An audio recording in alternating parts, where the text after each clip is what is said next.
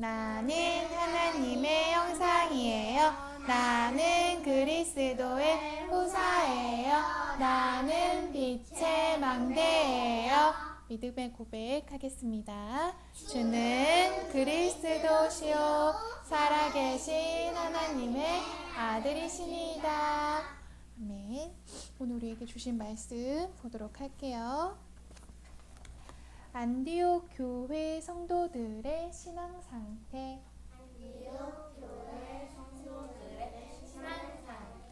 아유, 그래도 곧잘 따라했어요. 오늘 주신 말씀 읽어보도록 하겠습니다. 바울이 회당에 들어가 석 달 동안 담대히 하나님 나라에 관하여 강론하며 권면하되, 사도행전 19장 8절 말씀이에요. 자, 안디옥 교회 성도들의 신앙 상태는 어떠했을까요? 그럼 안디옥 교회에 대해 알아야겠지요? 바로 안디옥 교회는 부활 생명을 이루는 전환점을 맞이한 교회였어요. 안디옥 교회는 스데반 집사가 예수가 그리스도임을 증거하다가 어떻게 됐지요? 돌에 맞아 순교했어요. 자, 예수가 그리스도 되심을 믿는 믿음의 사람에게 어떤 일이 찾아왔어요? 문제가 찾아왔어요. 돌에 맞아 죽음을 당했거든요. 그러면 스데반 집사처럼 예수를 그리스도라 믿었던 사람들에게는 어떠했을까요? 하지만 그들은 그 환난으로 인하여 세워진 교회가 바로 안디옥 교회예요. 바로 이 환난, 어려움의 문제를 전환점 삼았어요. 어떻게요? 바로 이제는 유대인에게만 말씀을 전하던 사람들이 이방인들에게 이 말씀을 전하기 시작했어요. 그제서야 비로소 그리스도인이라 일컬음 받게 되었다 하였어요. 문제가 찾아왔어요. 하지만 그 하나님을 믿었던, 그리스도를 믿었던 사람들은 낙심하지 않았어요.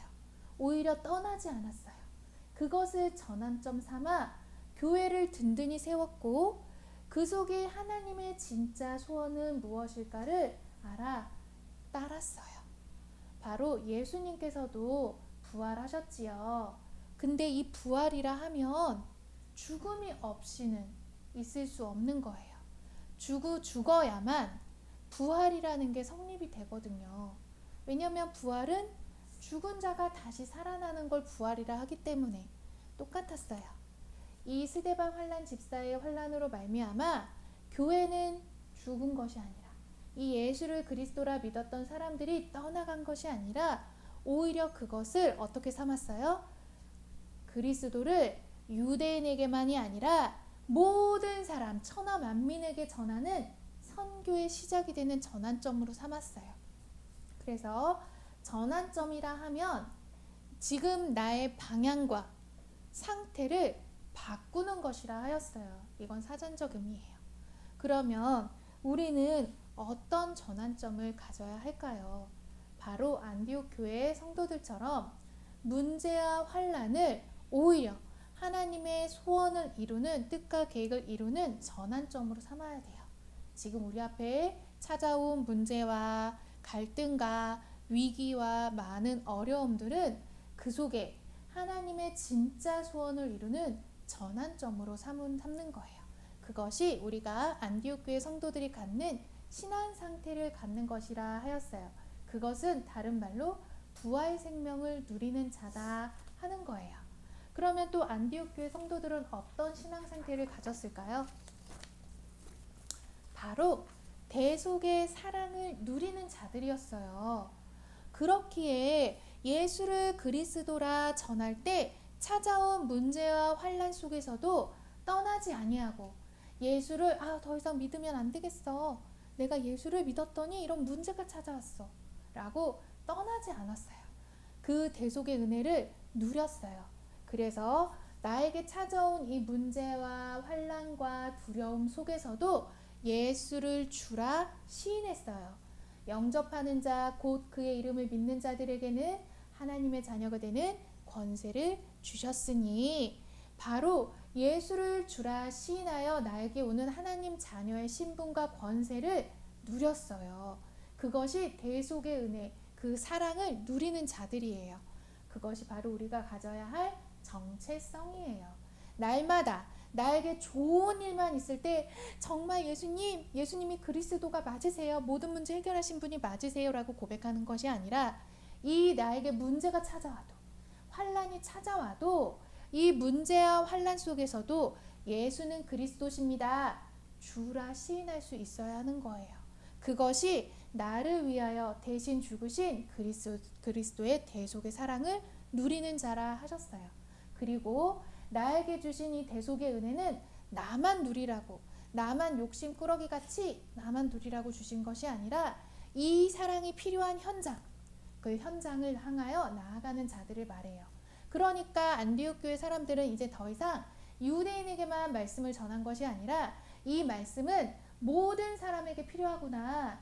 그리스도의 대속의 은혜와 사랑은 천하 만민, 땅끝까지 이 모든 사람에게 필요한 것이구나. 현장으로 나아갔어요. 그리고요, 안디옥 교회 성도들은 어떤 신앙 상태를 가졌느냐? 바로 흑암, 저주, 재앙에서 자유한 자들이었어요. 어떤 어려움이 찾아와도 예수를 그리스도라 믿고 따르는 자들이었지요. 그리고 알았어요. 무엇을요? 내가 너희에게 뱀과 정갈을 밟으며 원수의 모든 능력을 제어할 권능을 너희에게 주셨음을 아셨어요. 그 권능은 나에게 주셨지만 나에게 있지 않아요. 그 권능은 누구에게 있어요? 이러므로 하나님이 그를 지극히 높여 모든 이름 위에 뛰어난 이름을 주사 하늘에 있는 자들과 땅에 있는 자들과 땅 아래에 있는 자들과 모든 무릎을 예수의 이름에 꿇게 하시고, 이 권능이 누구에게 있음을 알았어요? 예수의 이름에 있는 것을 알았어요. 예수님은 하나님과 본체시라고 했어요. 하지만 하나님과 동등됨을 여길 것을 취할 것으로 여기지 아니하시고 어떻게 하셨어요?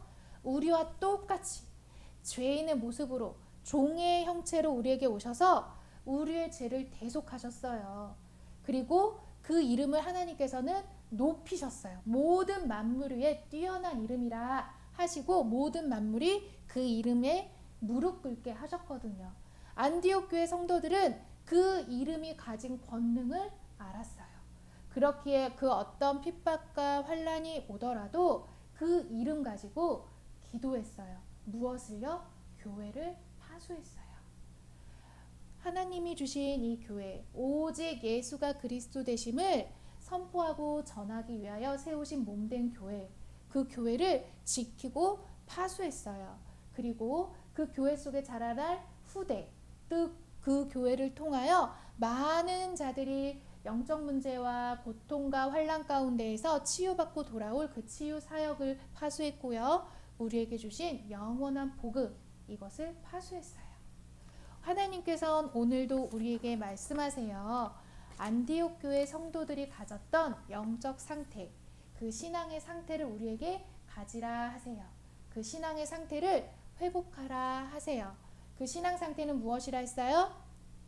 부활 생명을 이루고 그것을 누리는 자, 내가 누구인지 아는 그 정체성, 신분과 권세 누리는 자, 그리고 그 대속의 은혜와 사랑을 내가 기억하고 오늘도 나에게 주신 교회를 예수 이름의 권능 가지고 파수하라 하세요.